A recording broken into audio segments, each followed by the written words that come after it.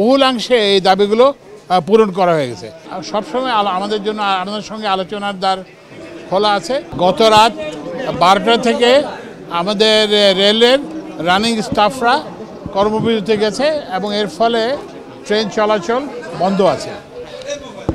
আমরা কাল রাত 10টা পর্যন্ত তাদের সঙ্গে আলাপ করি এবং এই আলাপে আমাদের সঙ্গে আমাদের রেলের কর্মকর্তারা ছিলেন, রাজনৈতিক দলের নেতৃবৃন্দ ছিলেন, রাজনৈতিক দলের শ্রমিক সংগঠনের নেতৃবৃন্দ ছিলেন এবং আইনশৃঙ্খলা বাহিনীর লোকজন ছিলেন।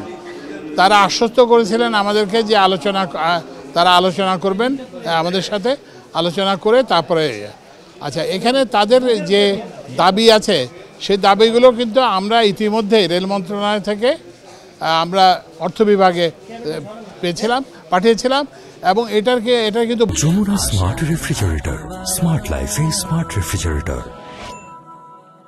বহুলাংশে এই দাবিগুলো পূরণ করা হয়ে গেছে। এখনও তাদের কিছু দাবি বাকি আছে। এখন এই পরিপ্রেক্ষিতে আমরা যেটা করছি সেটা হচ্ছে যে যাত্রী, আপনারা এখন দেখতে পাচ্ছেন যে এখানে যাত্রী নাই, তো ওই জন্য আমরা টিভি স্ক্রলে জানাই দিচ্ছি যে এইটা হবে, এটা হবে।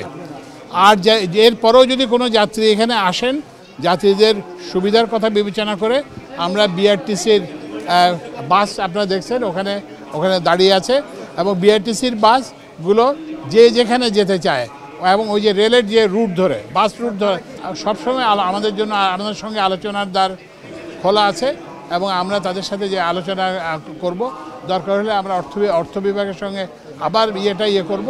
কিন্তু সরকারের সিদ্ধান্ত কিন্তু যেটা দুঃখজনক যে এতগুলো যাত্রীকে জিম্মি করে এই ধরনের একটা কর্মসূচি দেওয়া, এখানে তো সাফার করতেছে সাধারণ মানুষ, জনগণ সাফার করতে